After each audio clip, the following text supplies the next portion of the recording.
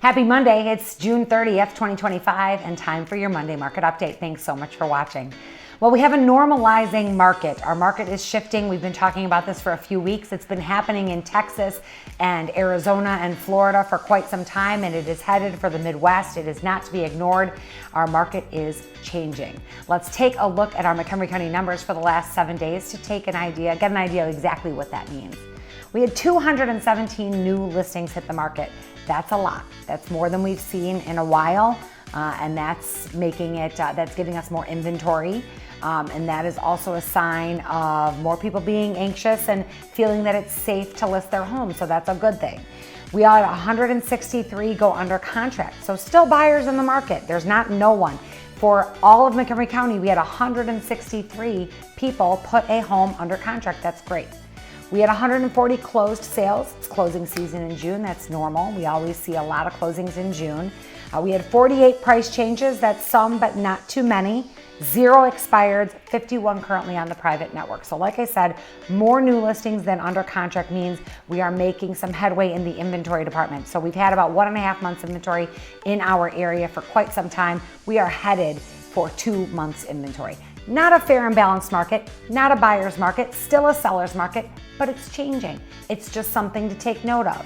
Homes are not selling in 20 seconds with multiple offers. There are still some homes selling with multiple offers, but not as many as were before. We still have buyers in the market. We have interest rates that are slowly coming down. They're now at 6.7% for a 30-year fixed rate, which is great. It's improving, but it's normalizing. Now, I remember in 2022 thinking this cannot continue.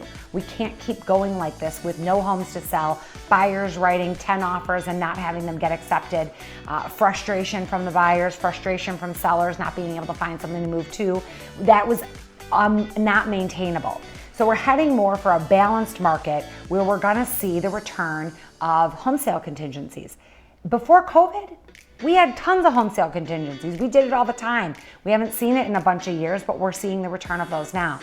We're seeing homes maybe not selling for as is, maybe not selling for over list price. Maybe they're not selling with, an inspection and no requests. We're seeing people maybe ask for things to be fixed on an inspection, and it's okay. As a seller, what does this mean to you? Well, it means that your home might not sell in a week. It might take a month. You also might have to do a price reduction. Now, hopefully, if you price your home right the first time, that's always the goal. But sometimes it's going to be a little bit harder because as our market shifts, we aren't sure what is going to happen and how the market is going to react to whatever price we pick if we're basing it on comps that sold in May or January. The market's different now than it was then. And when we've got a shifting market, it's really imperative that we're paying very, very close attention to what is happening nationally in the economics, but also locally in what is happening in different neighborhoods or with pricing or what are we seeing. So we watch these numbers very, very closely to try and get ahead of what is happening, but it's not a perfect science. It's something that we have to kind of just watch and try and do the best we can. So sellers, you might see homes sitting on the market a little bit more. You might have to give in a little bit on your negotiations. You might not get your full asking price on the first time, and that's okay. We're heading for a more normal market. As a buyer, that's going to be better for you. As a buyer, you're going to see more homes coming to market. You're going to have a little bit more to choose from. However, the interest rates are still not at 3%, and they will never be again. So things are still more expensive than they were in the past few years. We do not see prices coming down drastically. We might see them correct a smidge, but we do not anticipate prices plummeting. We do not anticipate seeing a crash of any kind.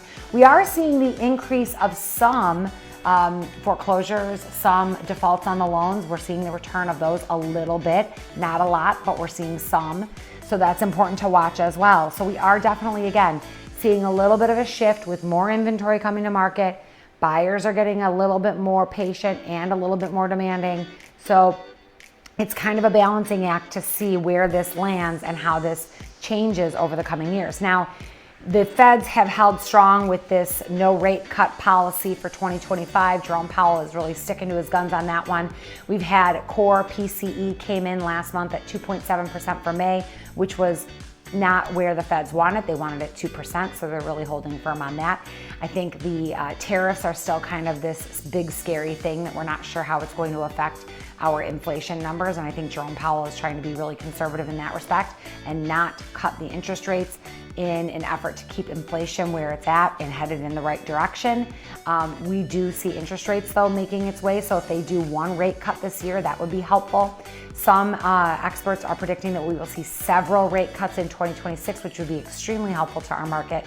We would see people give up those 3% rates for maybe a 6. You know, somebody would be more enticed to move if they had a little bit more of a desirable rate than 7%. You know, 6.75 is still kind of high.